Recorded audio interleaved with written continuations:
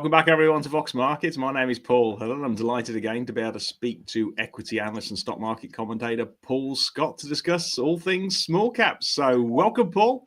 Thanks, Paul. Hello, and hello, everyone. Sorry, I'm having slight technical problems this end in Malta, but hopefully you can hear me all right.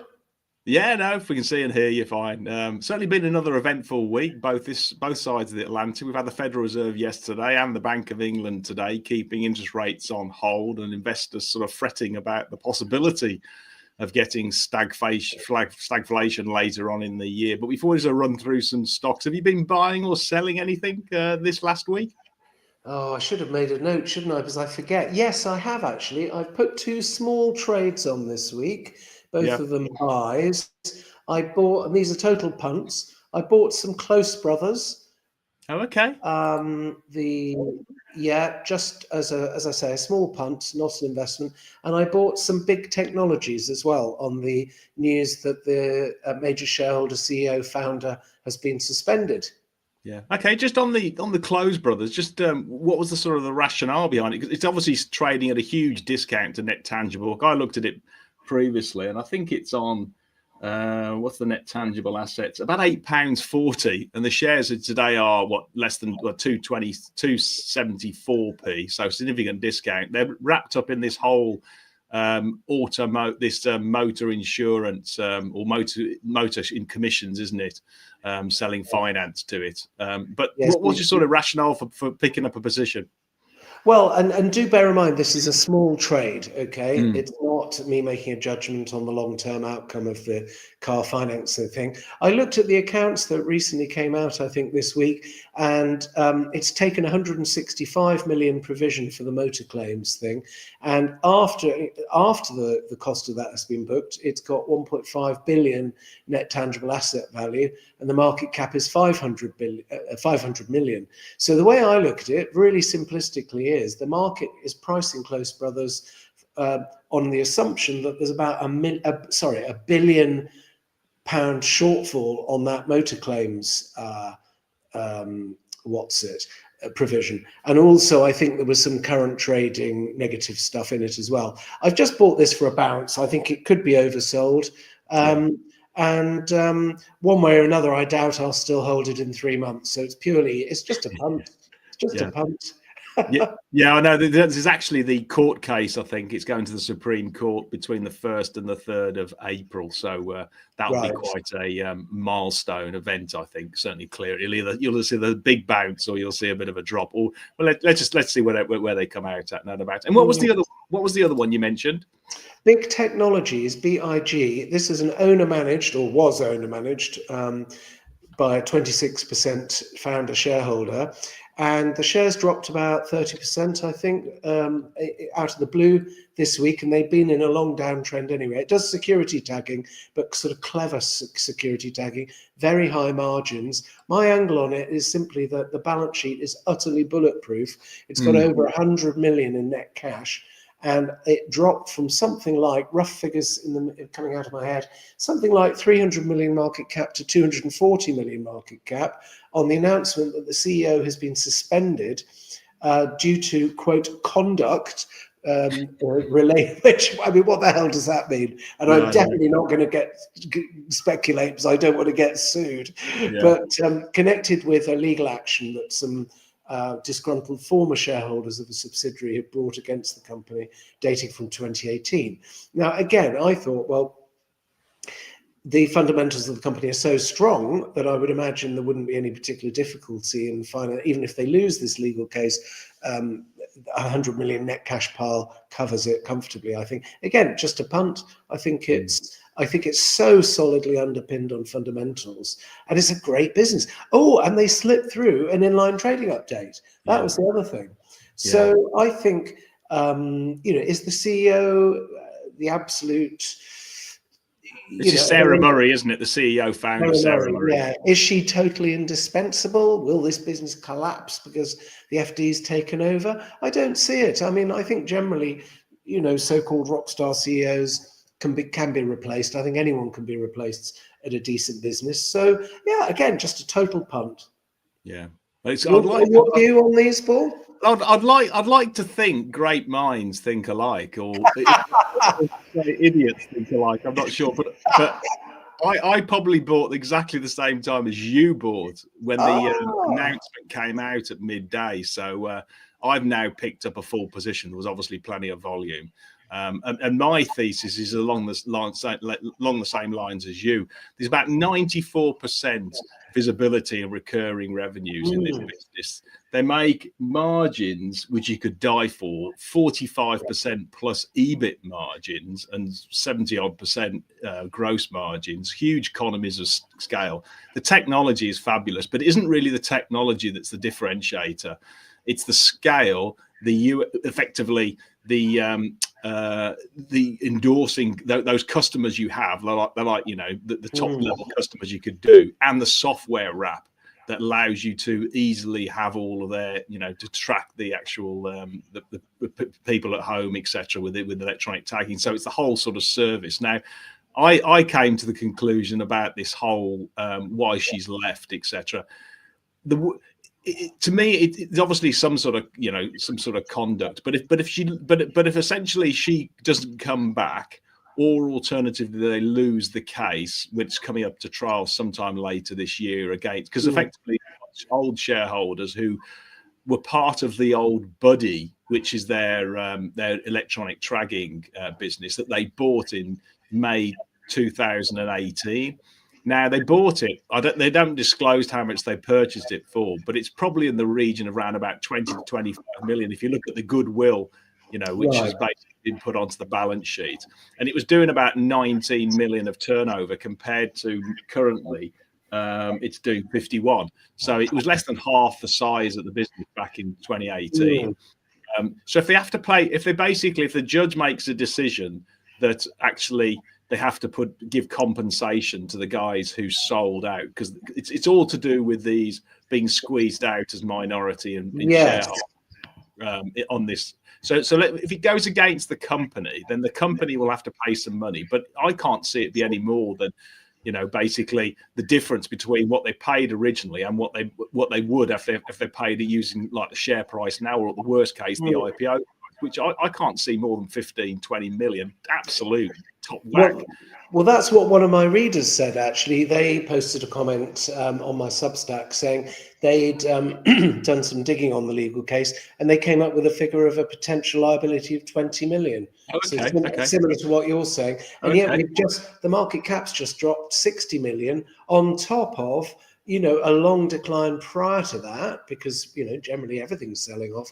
And yet here the company. So for me, the 60 million drop in market cap plus the inline quite positive trading update and the 100 million plus cash figure, I think that outweighs it. And the listeners might be thinking that you and I are sort of part of some conspiracy, sort of pre-planning our trades and then announcing them to the market. But I have to say, I had no idea you bought Traxit. No, you and I don't collude or discuss our transactions at all. No, we don't. No, we've never done that. It's just totally random that we happen to buy Traxis on the same day and Big Technologies on the same day. I know. Conspiracy theories will soar, but so if worst case and they do lose and they have to pay some compensation, they can probably actually get some of that back from the CEO if basically she's acted improperly, which I still think.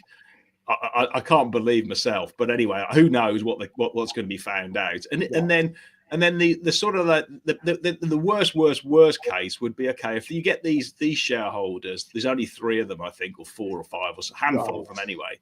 Are there any other shareholders that then could come out of the woodwork and try and do the same thing, who were also bought out in 2018, etc.?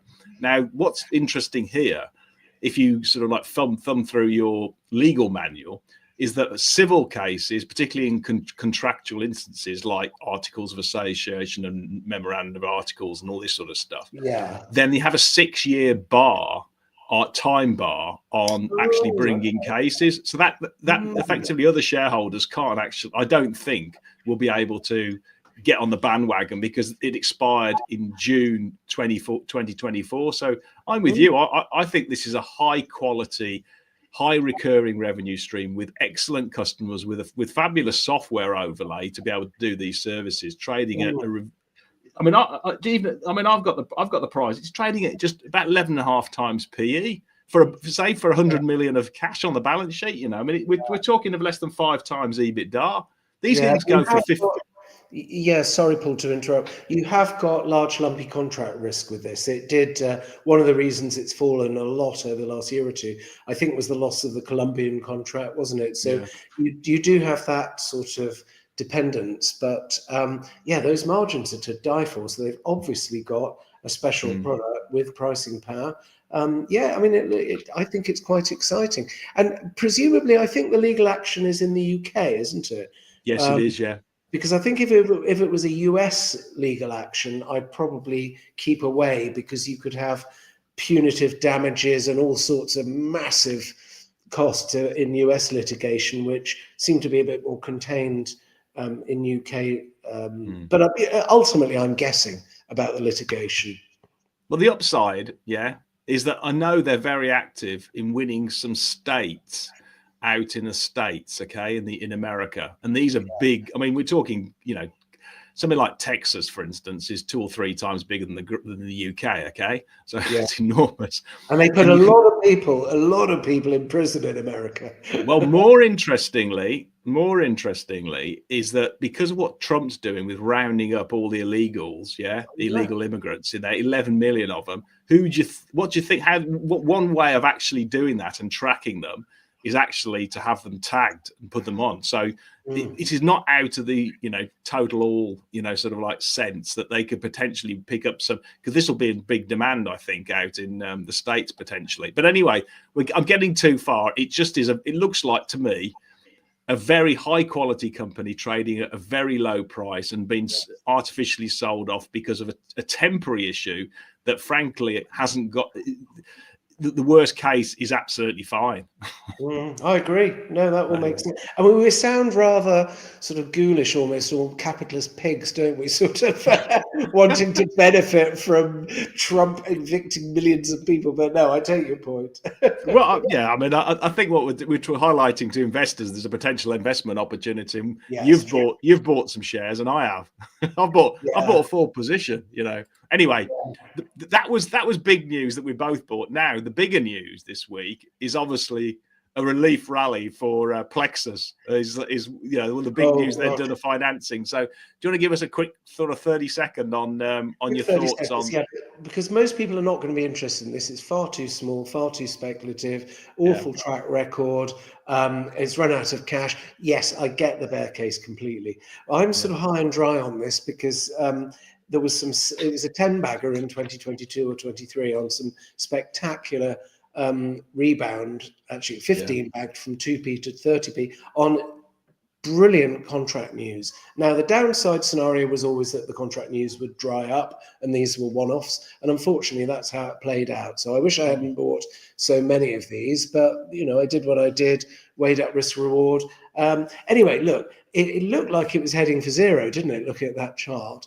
Everybody knew it needed more cash, and they made the schoolboy error of not raising cash when it was at a more sensible price. So no buyers, only sellers. Anyway, they finally bit the bullet and raised cash for CapEx. They've got a really good business opportunity. They're spending the money mainly on greatly increasing their fleet of rental wellheads, which are now, the cycle has turned. They're in very strong demand. The payback on the wellheads is extremely rapid.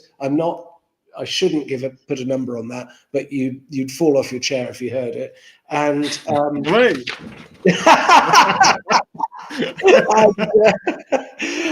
basically, I think it's a relaunch of the company. And see the note from Cavendish, which explains the bull case. Now, of course, something might go wrong. There are various issues with things that have happened in the past. We know all that. That's why it's valued at 7 million quid.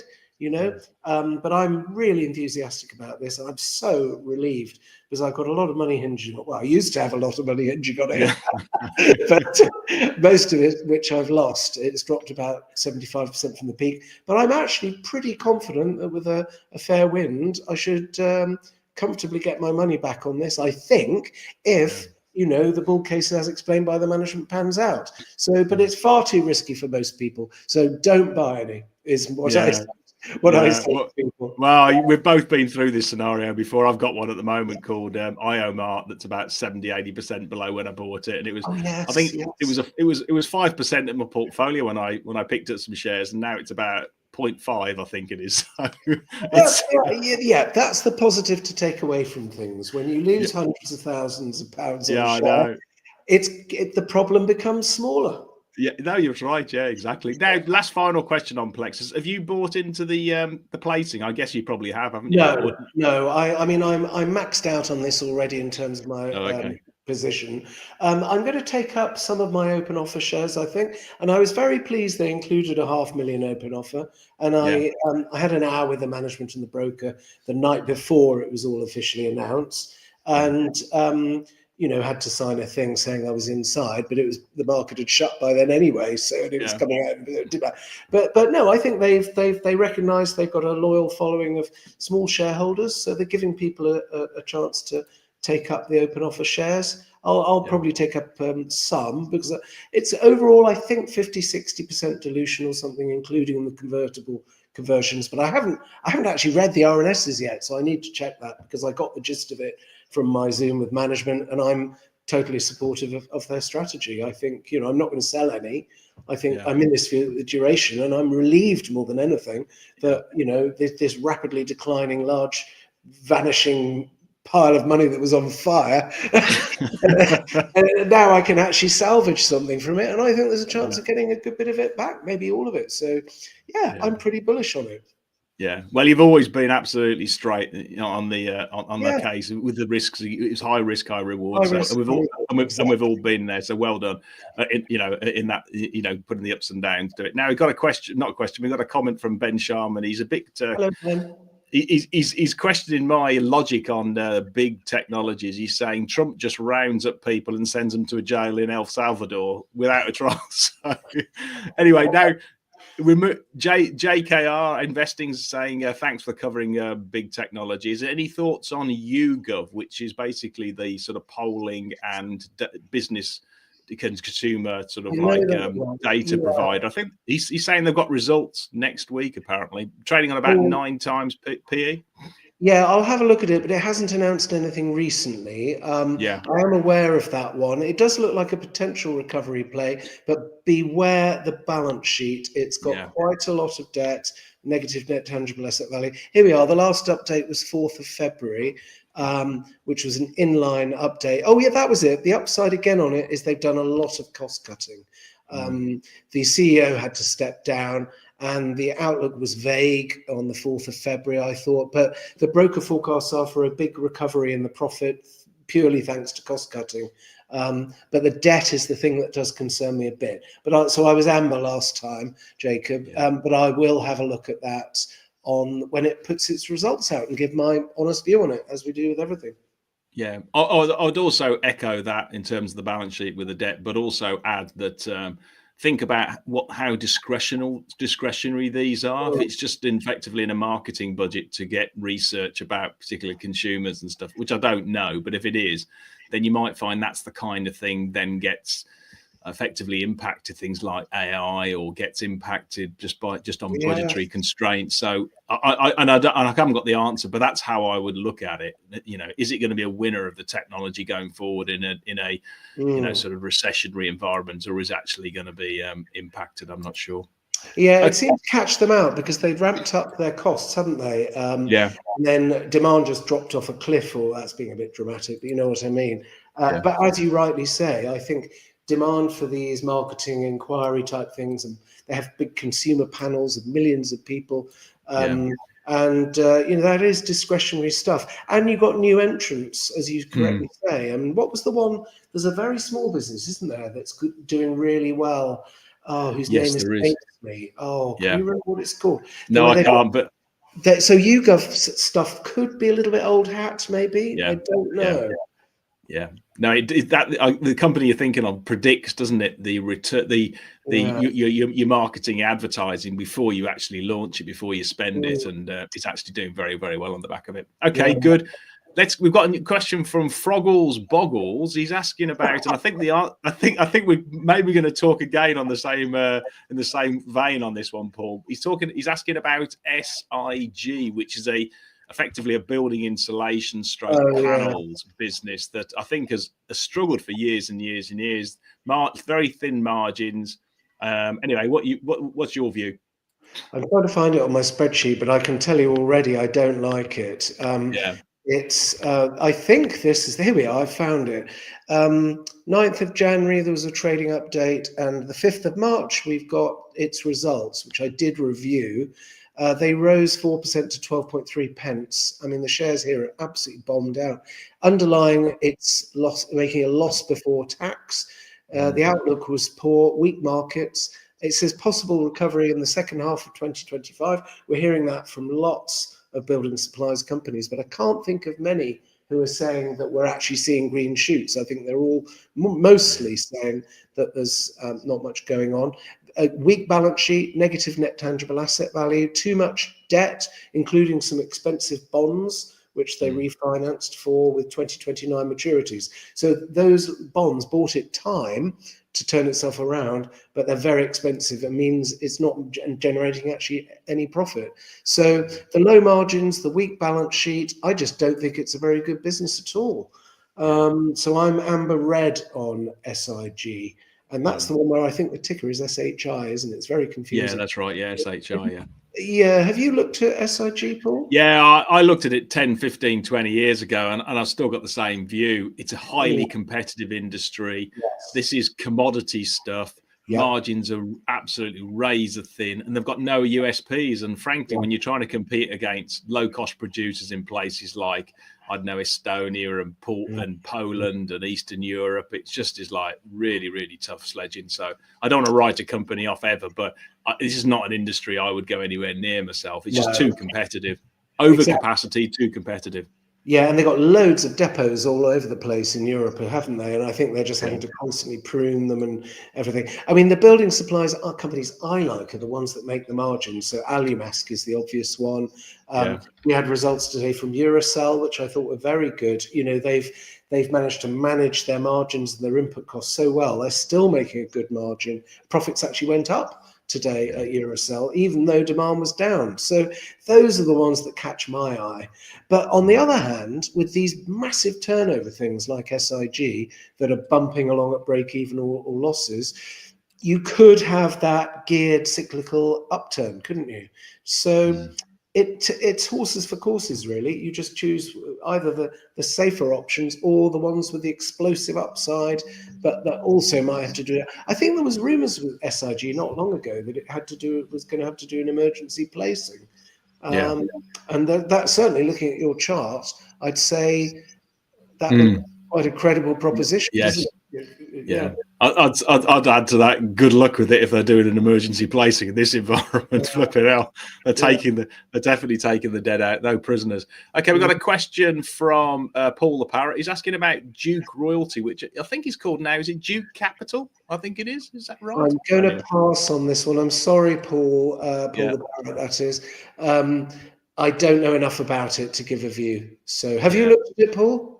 No, basically Paul the Parrot is saying it's got a big yield and a 20% discount to NAV. It's on the watch list, but I would be just shooting at the hip on this one because I don't know. Yeah, I have heard good things about it. I think it's a sort of specialty finance thing where they get royalty streams, don't they, in lieu of fees or something like that. I have heard quite good things about it, but I don't know any more than that, I'm afraid. Yeah. What about, let's move sectors, go to healthcare. Company, high quality business reported results, Advanced Medical Solutions. It basically does tissue healing and wound closures and devices that help in surgery in particular, where it's seeing all the growth. So where it's sort of like a patient needs to have stitches or to be stapled internally when they're having an operation to stop the blood flow or to help something when they've just done some sort of operation, then it seems to be growing really well. Organic growth is about 10%, and they bought a company called Peter Surgical last year for about 140 million euros, which is right in that surgical where it seems to be really growing. And then the other smaller part of the business is just effectively just wound care, sort of like on the surface of the skin rather than internally. I don't know if you've got any views on this one, because they've got obviously a bit of debt, but they seem to be getting growth now.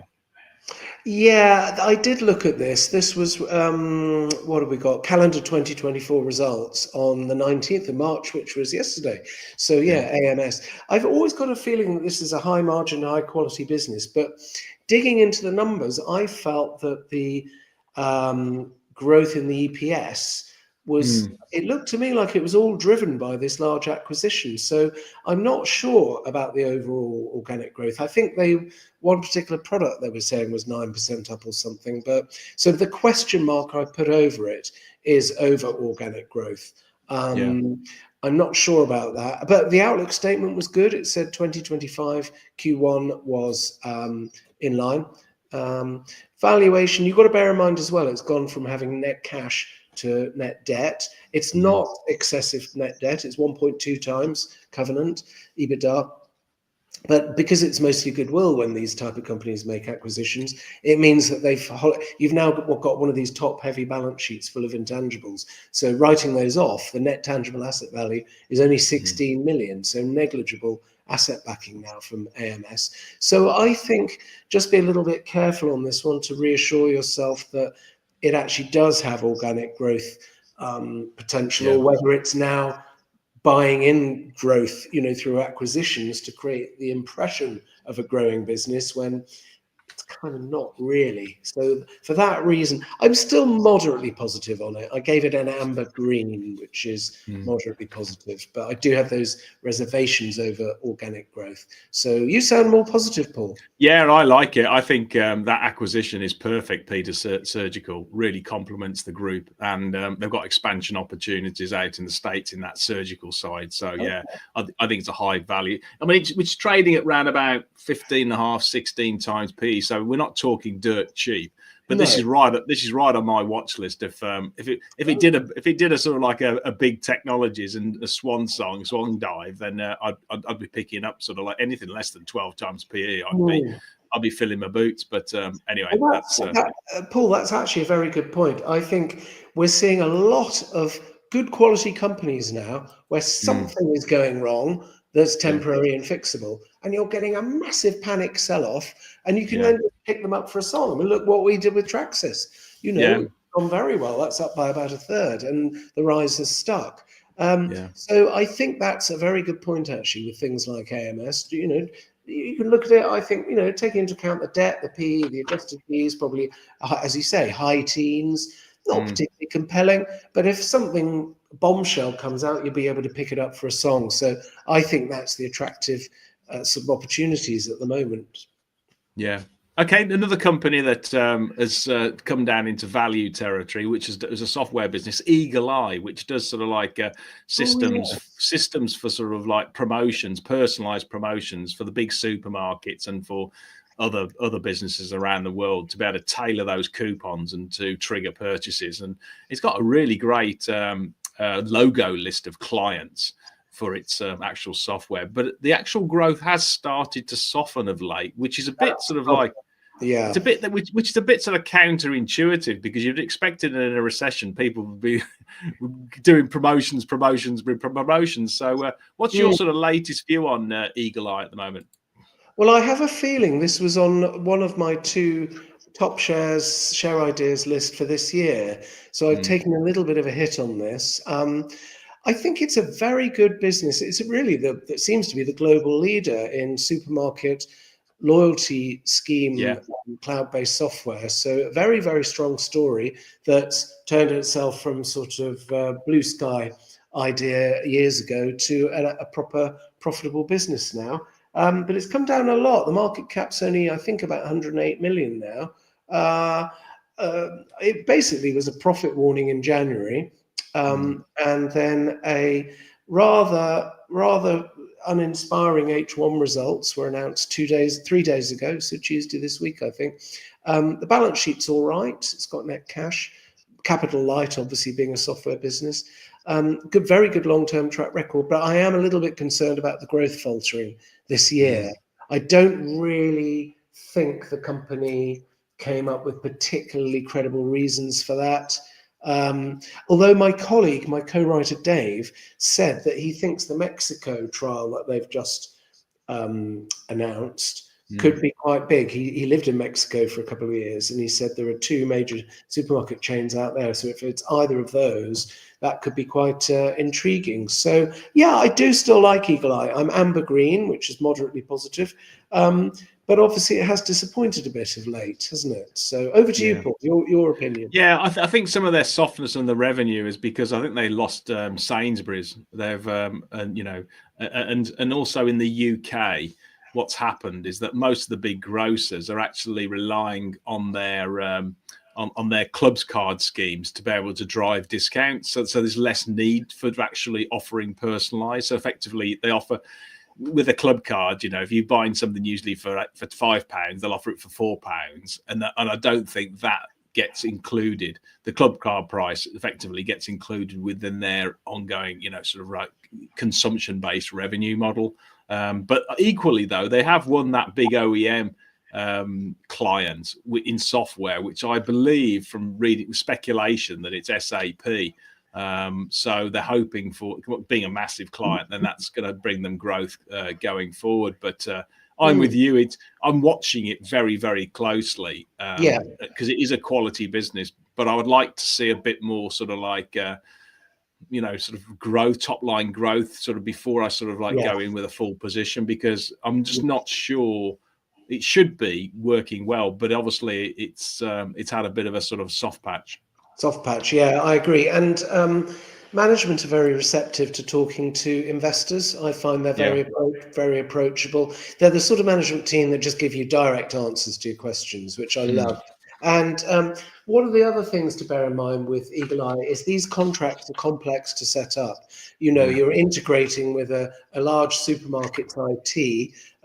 I think they use these API type connections, but there's quite a gestation period to get the contracts actually set up. I think it's at least 6 months implementation, and I have a feeling they might capitalize those implementation costs.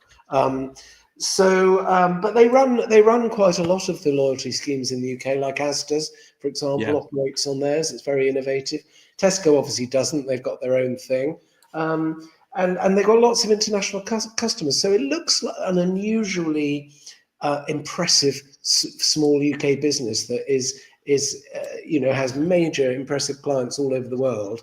And you do wonder if one day private equity or similar will just swoop for it. So it wouldn't surprise me, because these things are valued at squillions, aren't they, in the private market? Yeah, I would agree. And you'd think there'd be lots of opportunities in emerging markets as those supermarkets go more online. Then it'll be perfect for them. Well, okay. That just reminds me of a point I made when I spoke to the CEO a little while ago.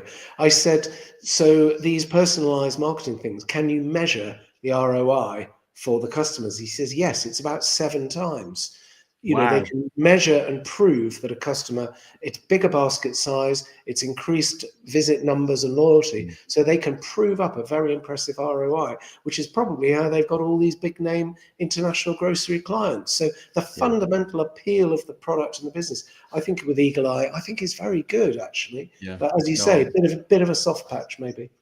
Yeah. Okay. In the same vein with sort of marketing and promotions, but more on the B2B side, I've got Lewis. He's asking about Centaur Media, which is a collection, I think, of sort of B2B assets. One of them being The Lawyer, another one being Mini MBA. I think they offer programs and stuff. And it's one of the Harwood and Chris and Richard Staveley investments, I think.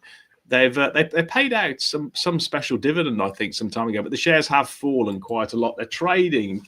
I was just doing the numbers, actually. They're trading at roughly around about 13 times with about 9 million of cash on the balance sheet. Yes, the reason I said, oh dear, when you mentioned No, there's a specific reason why I said "oh dear" when you mentioned Centaur, because it was one of only two companies that I didn't get around to finishing yesterday. Oh, okay. So I've got it on Gotcha. I got it on my to-do list. Yeah, you're right. The Harvard guys have been talking about this as an unbundling type of play. Hasn't really worked so far. The cash pile, I think, is a bit of an illusion because it's favourable upfront payments from, the customers subscribe to things and pay up front, and you get a nice cash flow benefit. So if you were to hive off one of those businesses, the cash would go with it. I've looked at it a few times. Couldn't get madly excited.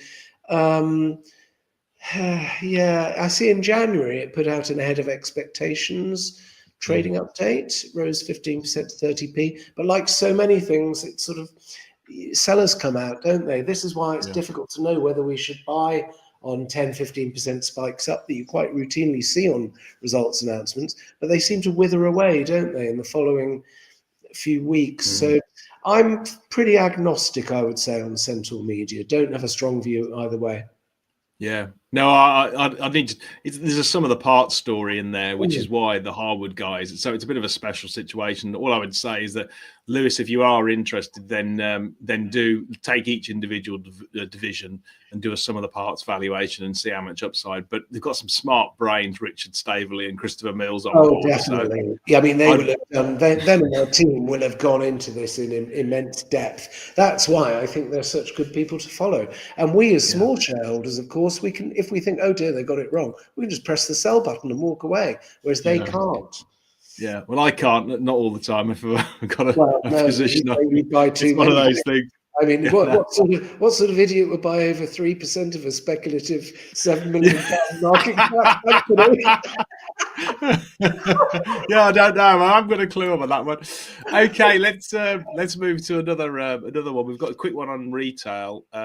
We've got Martin's asking about Card Factory. Yes. Any quick thoughts? Shares have come down again, 84. He's basically, his comment is, where are they? Where is his comment? He says basically, after the recent sell-off, I topped up at 82p. Yeah, I'm going to buy some more whenever I can. This is one of my largest positions in my relatively small trading account. I mean, the valuation doesn't make any sense to me at all. It really doesn't. I mean, the latest numbers here on Stockopedia are showing a forward PE of 5.5 times, dividend yield of 6.7 times. This is for a business that's performing well. It's not, it's not putting out profit warnings. Let me call up my notes on it. I think it's one of these, and we've got lots of these shares around at the moment, which is why I don't think we should worry that we're wrong and the market's right, because there are so many companies at the moment, mid caps as well as small caps, that are just obviously priced wrong. And it's because you've got a dislocated, dysfunctional stock market at the moment, with funds closing down and having to liquidate perfectly good positions. I think that's still going on. All the evidence to me suggests that the institutional overhang type trading hasn't run its course yet. And here we are. We had an inline update from Card Factory on the 14th of January. I'm not aware of any.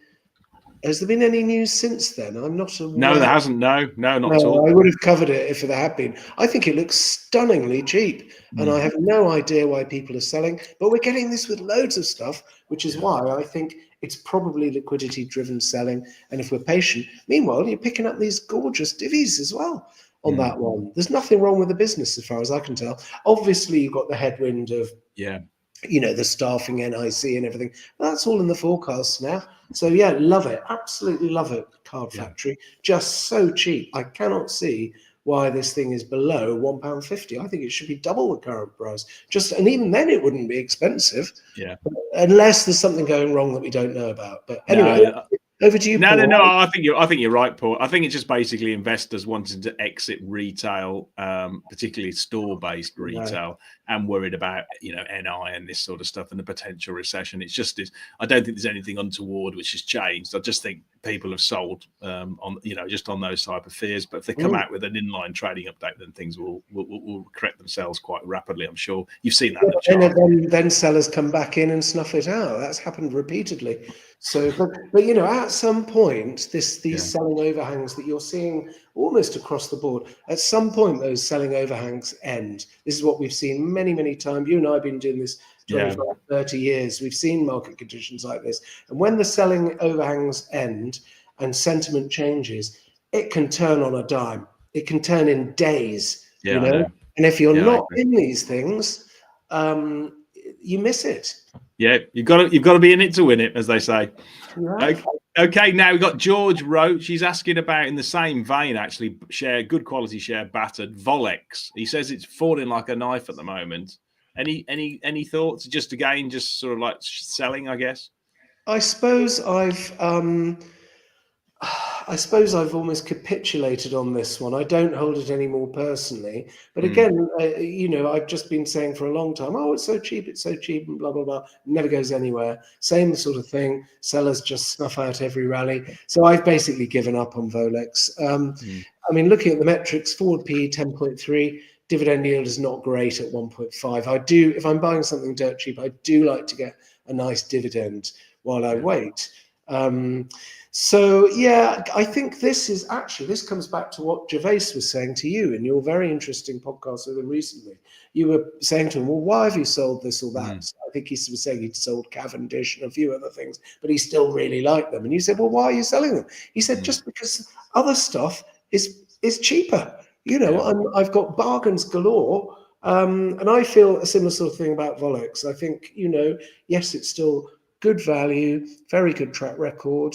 I think it's they've taken on a little bit too much debt for my personal tastes. But given that the guy running it with 25% is called Rothschild, I don't think they'll be having a problem with their bank covenants. No, I think you're right. I mean, one thing I would say actually, George, is that he's the guy George Roach was asking about. Oh, I thought you were calling me George. No. George, all I would say is that there has actually this week been some geopolitical concerns about Turkey. They've basically had a 10-15% devaluation because Erdogan I think he's basically he's told his political opponent or arrested him or done something to it, but it sent the Turkish lira into a tailspin. And the markets are getting very sort of like concerned about it. I know they've bought a couple of businesses in Turkey, so they've got a reasonable exposure there. It may end up to be an advantage for them because it'll be maybe got even a lower cost base because it'll be manufacturing in lira. I don't know, but that's the thing. I mean, the Turkish lira. I looked at this a while ago when I was trying to convince one of my relatives who's become obsessed with modern monetary theory, and I was using the Turkish lira and Erdogan as a good example of how printing money and running huge deficits and imagining that it's going to boost the economy. It works for a few years and then leads to inevitably currency collapse. And the Turkish lira, when I last looked at it, had gone from 73 US cents about 15 years ago to 3 US cents. And I think it's now down, looking at this, it's down to about 2 or 2.5. So the Turkish lira collapse has already happened, hasn't it? And Volex seem to have managed that fine. I don't know how, but you have hyper. Do you know what inflation is in Turkey now? Because I think they had to have base rates up to about 40%, didn't they, to snuff it out? But every time the central bank does that, Erdogan sacks the government, doesn't he? So I think inflation is north of 50%. That's for sure. It's a significant amount, but you probably. But from Volex's point of view, they've been managing this now for a while. And it does seem to be a juggling act, but and of course, as you say, it makes Turkey a lower cost producer, doesn't it? The local costs and the plastic and copper is all imported and priced internationally. They put it through machines to make it into flexes and things. The local labour is getting cheaper, I guess, but they have to give payroll. So I don't know, but all I can say is that with Volex, it's been a problem they've been able to manage to date. Yeah, no, you're right. Okay, we've got Tom Hildrick. He's basically asking about Breedon, which is the aggregate stroke asphalt Oh, business. yes. It's vertically integrated. It's been on a buy and build. It's got quite a big position in the UK and Ireland, and now it's got a beachhead, I think, out into the States. What's your view on Breedon at all, Paul? I don't know it well, but I did look at it for just a quick overview, which is kind of my thing. I don't go in deep on things, but I cover about 700 companies. So on the 5th of March, Breedon put out results for 2024 and announced an acquisition, and the shares went up 14% on the day, which is why it caught my eye. There were record results ahead of expectations, which I think it's building products aggregates, isn't it? I think with a lot of stuff in America as well, I think. Yeah, impressive results. Upbeat on the outlook, it says here. They also announced £187 million US acquisition, which is quite material. Have you got the market cap there, Paul? I didn't fill that. No, I haven't actually, but I think it's over $1 billion. Is it over $1 billion? Yeah. And there were no broker notes. One of my bugbears is now that I'm moving up and looking more at mid caps as well as small caps, I can't find any broker notes available for the larger companies. It's actually the smaller companies where you get the broker notes. It's a real problem. The balance sheet was good at Breedon as well, although it does have quite a lot of debt. But the company said it was 1.4 times covenant EBITDA, which is not excessive. So I quite like it. I don't know that much about it. It's making good margins, Breedon is. It's growing through acquisitions. I thought maybe the share price possibly up with events. That was when it was around £5. I don't know what it is currently. Do you know it, Paul? Yeah, I would say one thing I actually really quite like about it. I mean, typically I wouldn't go anywhere near aggregates and sort of asphalt type businesses for doing roads and this sort of stuff. But there's two big drivers. One, obviously the whole shift to doing infrastructure. And if we get a housing market kicker as well later on both sides of the Atlantic, the top line should grow well. But this is the key to this is actually it controls its supply. That's why it's vertically integrated. So not only does it make the finished product that you see on your road, the tarmac, they actually get all the ingredients for it and they control it because there's huge economies of scale of having that local source. And if you haven't got that effectively the supply of those aggregates, then you're going to be beholden to suppliers. Then they push the commodity prices up, and you might have to go a long way for it with transport. So they've really been really smart about getting that vertical strong integration in with their businesses. I think the management team have really haven't put a foot wrong. They've done a terrific job actually. Yeah, so no, that's interesting. I think, it goes on my list as sort of something that people might want to take a closer look at. Sorry about my lighting here. The sun's just come out and it's streaming. Okay, we got Harish Harani. He's asking about Fonix, which I think had results or an update sometime. They basically do mobile messaging for sort of like charities and big, basically raising money and all this sort of stuff. Very strong. Telephone voting, isn't it? Yes. Yeah. What's your latest on this one? I really like this. This is yet another one where the price just keeps falling. Now we had it's a lovely business. Its key competitive advantages. It does children in need. It does these other quite a lot of. It's the market leader in the UK and Ireland. It went into Ireland quite recently and has quickly become the market leader. And it's also looking at Portugal and I think one or two other smaller European countries where. The USP is that the technology has to work for an absolute deluge of transactions over about a 1 hour period. If it goes wrong, which it never has, according to the company, that's it. The client, the TV companies lost all the money that they would have got from the TV voting. So for that reason, the clients daren't change from Fonix to anyone else. So it's got incredibly sticky clients who normally these programs like Big Brother and Children in Need are pretty regular as clockwork every year. So I really like the business model, love the management. I haven't spoken to them for a couple of years. Actually, I'd love to get them on my podcast. So I must see if they're available. So H1 results were out 2 days ago. They were in line outlook for June 25 as well. Cavendish put out a note saying they conservatively reiterate their forecast. So in other words, they think it's going to beat them. No issues on the balance sheet. It's capital light. It generates tons of cash and pays it all out in dividends. So you've got about, I think the dividend yield, because the shares have dropped so much, I think it's up to about 6.5% now as of today. So if I had some spare money, I would buy some of these. And that's in no way a recommendation to anyone. I'm just giving, as always, just telling you what I think. So, yeah, I'm very positive on this. There might be something going wrong under the surface. We just don't know, do we? But I think given that there are hundreds of companies sort of plunging in price for no particular reason, that suggests to me these sharp panic and liquidity-driven declines are probably not company-specific. But if you buy 20 of them, you'll probably find something has gone wrong at 2 or 3 of them. Yeah, I think you raise a really good point. I'd never appreciated those barriers to entry into this market. Is that you're right? When it comes to some of the time critical and enormous, you don't sort of like go to an upstart, do you? Somebody new, because you've got to be tried and tested of the toughest. And you don't. Because you only get the one shop. Yeah, no, really good point. We've got Paul the Parrot. He's basically just commenting on Volex. He's saying he reckons it's suffering because of EV sales and Tesla in particular, because they supply all the cables. That was a good point there, Paul. That is a good point. I believe Tesla is its largest customer. And management said it was a very profitable account. So, yeah, that's a good point. And the obvious tariff things. I looked in Volex's annual report, and they've got a map of all their facilities, and quite a few of the blobs are on just over the border from the US. So, Oh, right.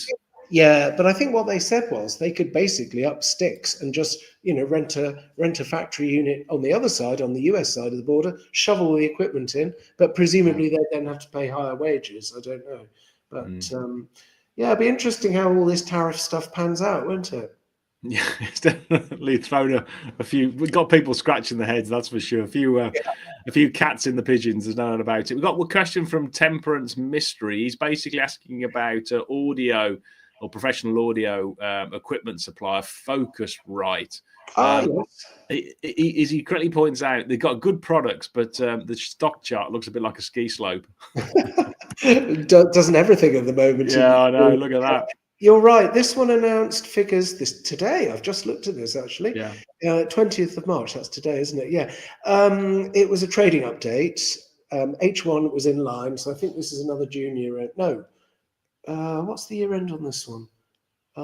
Is it? I think it might be an August year end. I think it's a slightly funny year end. But anyway, H1 they said was in line, and the full year outlook was in line. That's the first thing we always look for, isn't it? We skip through all the highlights table and everything, just find Control F outlook.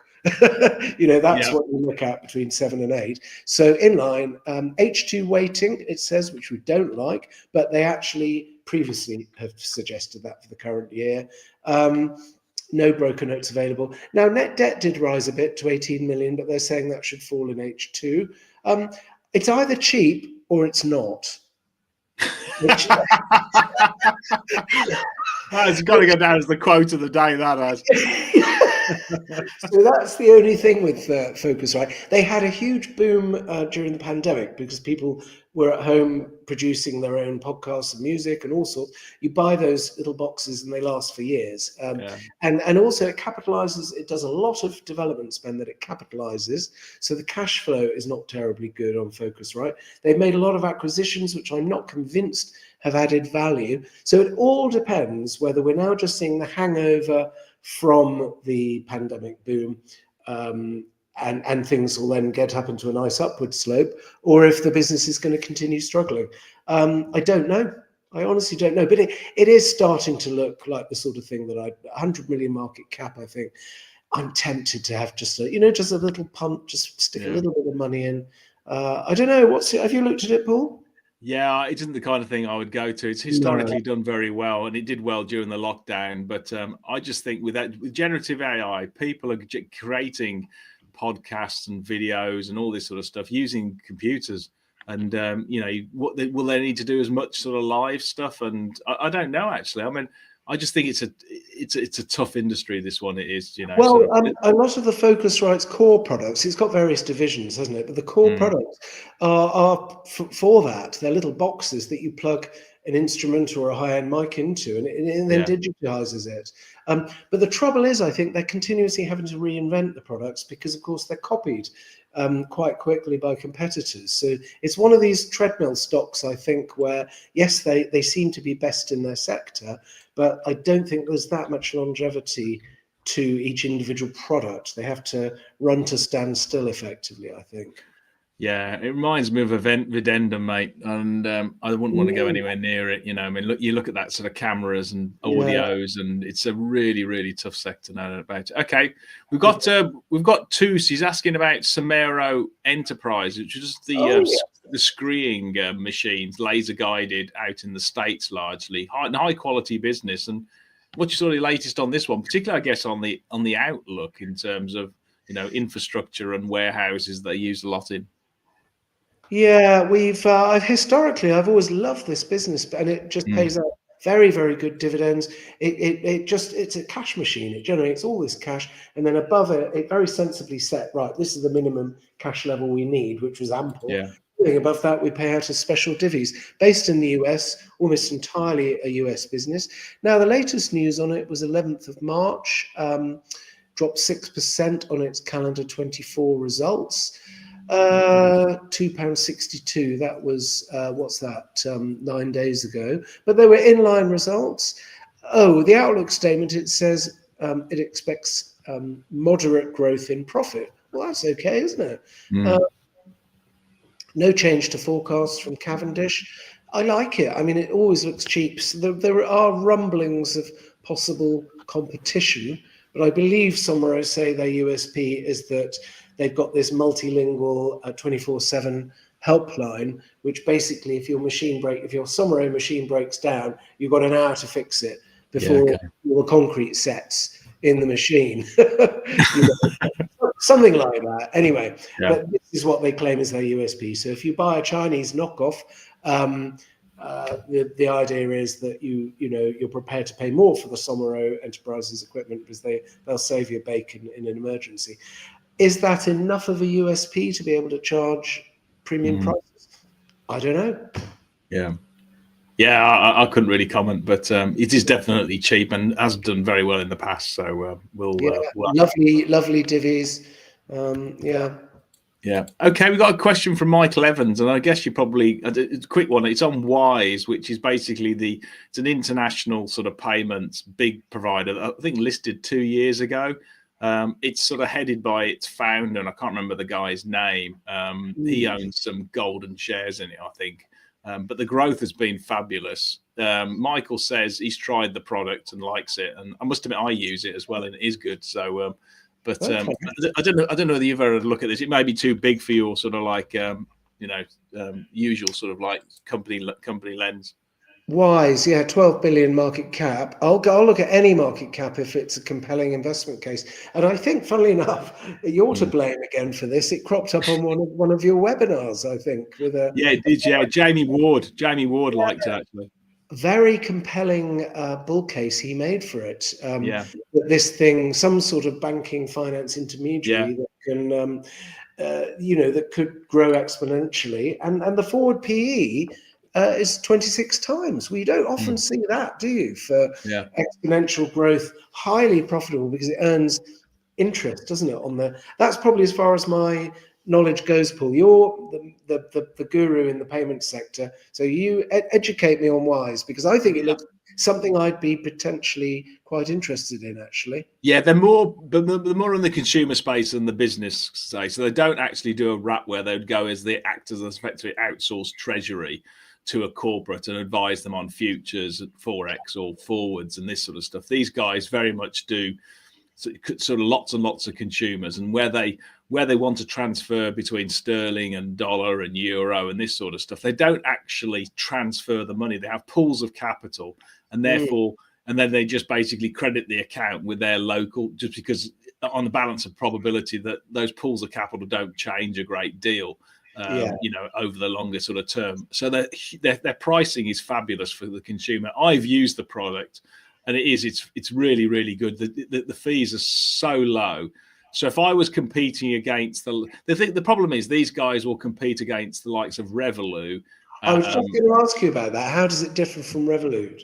Well, it isn't as it concentrates largely on international payments rather than the whole banking experience, because Revolut do things like investments. They do big bank accounts and all the financial planning. It's a sort of like a super app, whereas Wise are really just focused on very cheap, very fast execution of international payments. And I for one, as a customer, think it's fabulous, actually.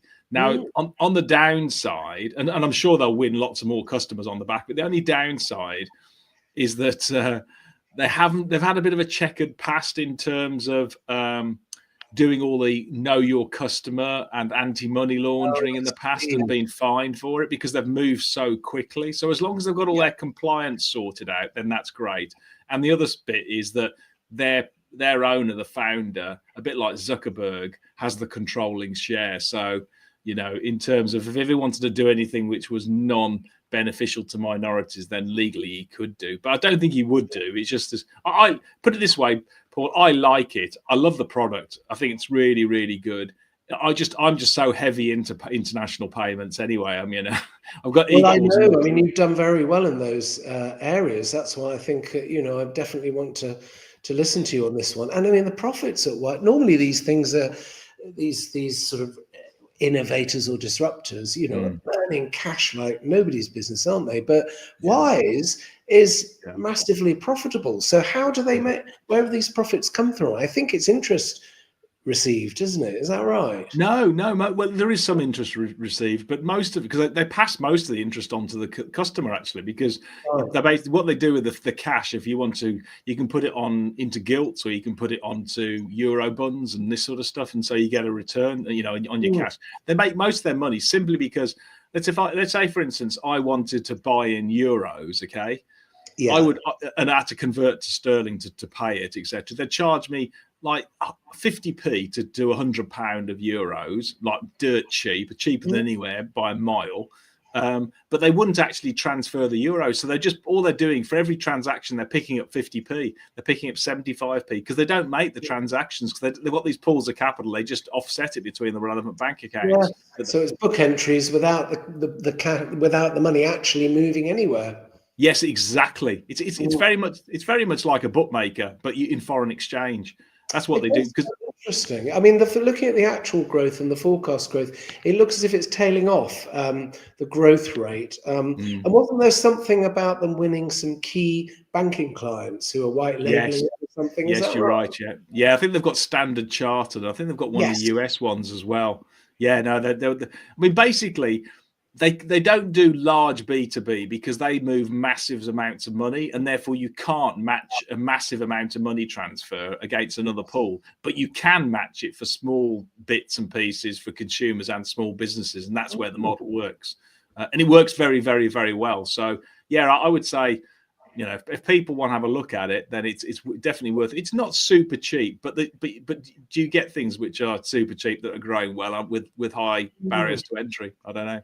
I suppose at 12 billion market cap, what's the upside? I mean, has this got the potential to be a sort of, a global hundreds of billions type of market cap company?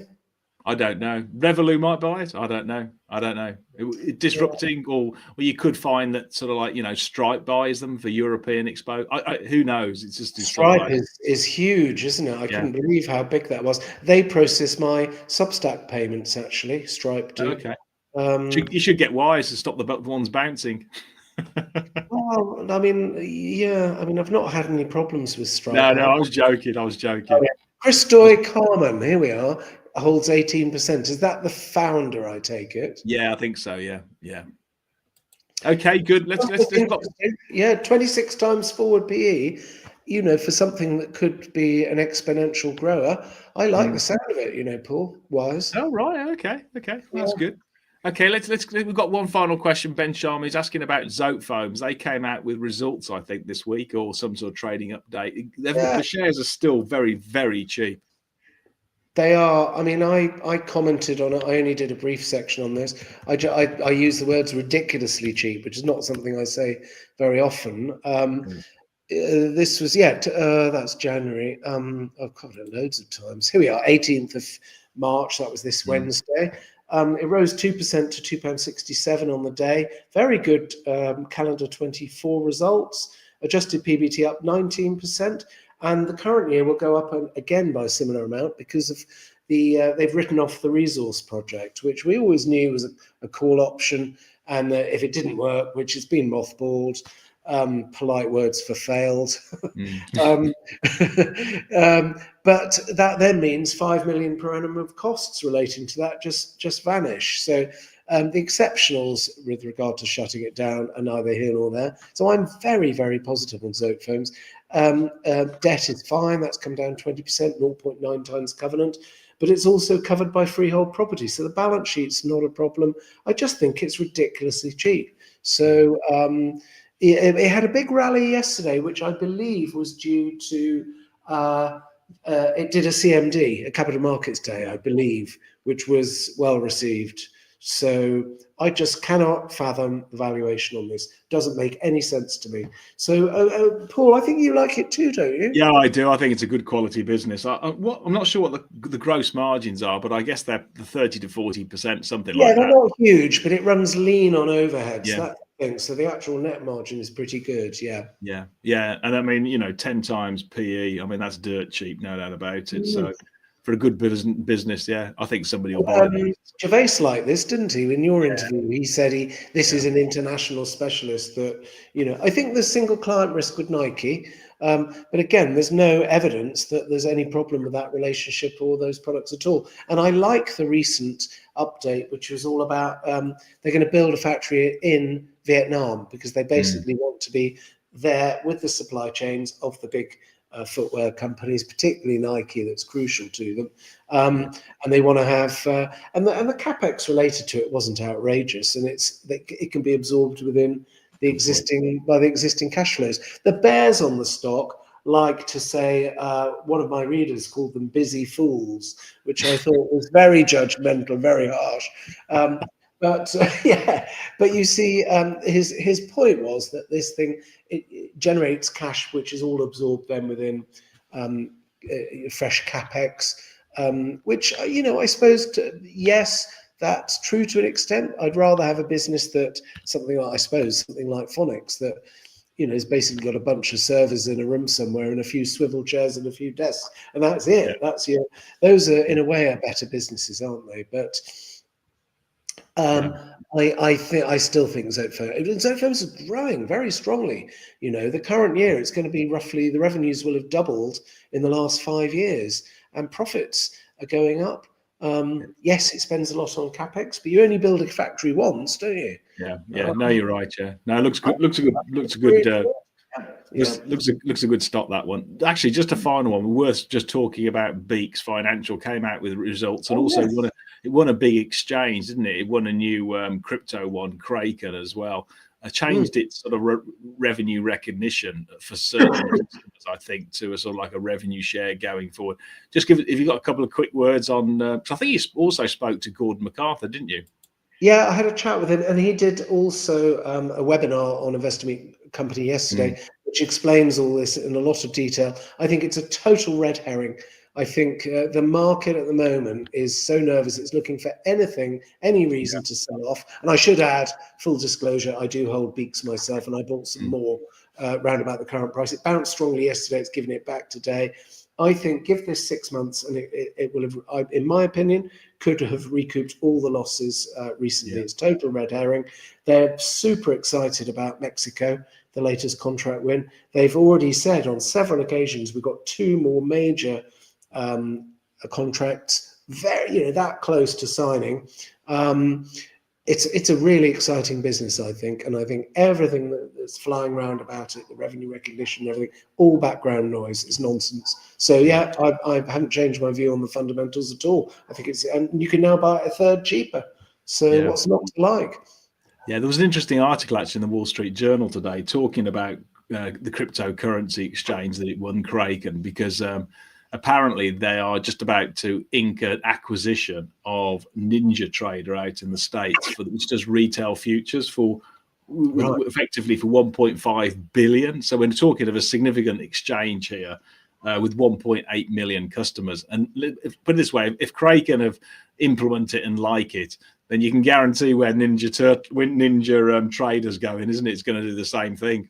Yes, I mean, you know my view on crypto. I think it's utter nonsense. It's just a huge speculative bubble that's going to blow up eventually. But the trouble is, Paul, I've been saying that for about 5 years. Yeah. No, I'm with you. I can't know. But anyway, we're not going to go into that one. No, we won't go into that. But no, I think in normal markets, everyone would be super excited about Beaks because the contract news is great. There's another couple of big stock exchange, and as Gordon said, wins about to happen, and as Gordon said, MacArthur said in the webinar yesterday, that them winning the Nasdaq was such a massive deal. Yes. And now exchanges all over the world are coming to Beaks. He said, we're getting incoming inquiries now because of the Nasdaq deal. The Johannesburg deal was smaller, but and they land and expand, and they're okay. People can say, "Oh, Paul's just soaked up all the PR the company's putting out," but it's credible and it's all sensible. And the figures, look at the compound growth. There are no acquisitions. Revenue's gone from 1 million or something when it floated to about 40 million now. He was emphatic they don't need to raise more cash. This is a lovely compound growth story, and I think the market's just a few people panicking. It's given us a lovely buying opportunity. So when I can find some cash, and I finally come off margin call, my little trading account, I'll be keen to top up. Yeah, no, I'm with you. Once you start getting inbound inquiries on the back of that Nasdaq, which is what they're doing, then it makes perfect sense to me anyway, why they've decided to move to a revenue share model rather than upfront capex, because it just makes it much seamless, much faster, and you mop up market share straight away, and don't allow other people to catch up. So yes, there'll be a revenue recognition and maybe even a small cash flow issue at the start, but they've got a solid balance sheet. They can cope with it easily enough. But if they come out in 2 years' time and they've got 50% of the market for these, then frankly, these are 5-10 year contracts unless you make something stupid, because nobody wants to take the servers out, do they? Yeah, he said they're more or less permanent contracts in the RNS yesterday, in the webinar rather, and he's saying income inquiries because of Nasdaq, the people don't need to test everything and prove everything, but they just say, well, Nasdaq are using it, so that speeds it up. And the revenue recognition thing, yes. It means lower revenues in year one or whatever, but he's saying, look, commercially it was a no-brainer because you've got rapid take up by the clients because it doesn't have to go through all the committees and the board to get capex sign off. Although the one thing I'm hoping to do another podcast with Gordon very soon, maybe even next week or the week after.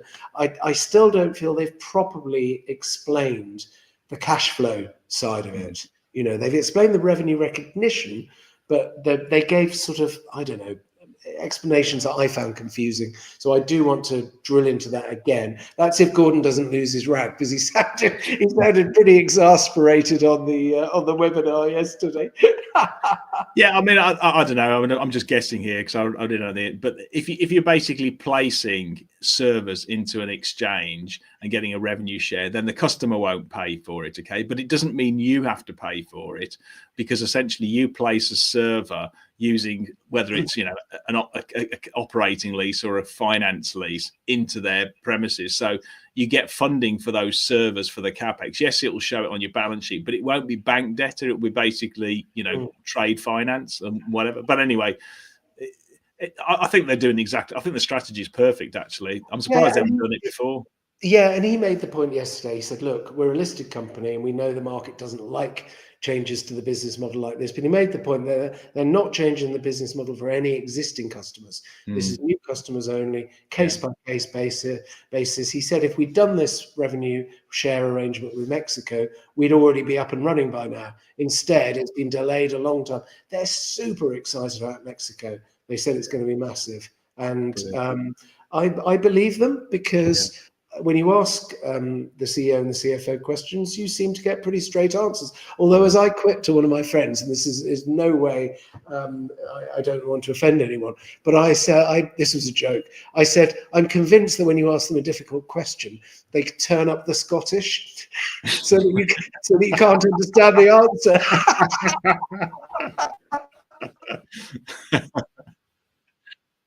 Yeah, get the accents going. Yeah. Anyway, we'll call it a day now. We've done an hour and we're in 75 minutes, so that's been great. So thanks everyone for your questions. Thanks again, Paul. Just in terms of next week, I'm on the Normandy beaches next week because I'm not doing a podcast. So we're all set for 2 weeks' time. 2 weeks tomorrow, 3 o'clock. So we're skipping next week, aren't we? We're skipping next week, yeah, because I'll be in one of those bunkers probably. Oh, that'd be fascinating. I went to Guernsey recently and looked at all the wartime emplacements, and it's haunting, isn't it? Thinking about what went on there in living memory, So good for you, Paul. Yeah, well, I did it in Amsterdam. I went to the Resistance Museum, obviously Anne Frank, and then this one, and it was absolutely brilliant. So now looking forward to it. But anyway, thanks again, guys. Thanks for everyone's questions, and obviously a really great pleasure speaking to you again, Paul, and speak to you. Well, I love doing these. They're a lot of fun. And speak to you in 2 weeks' time. Yeah, thanks everyone. Thanks, Paul.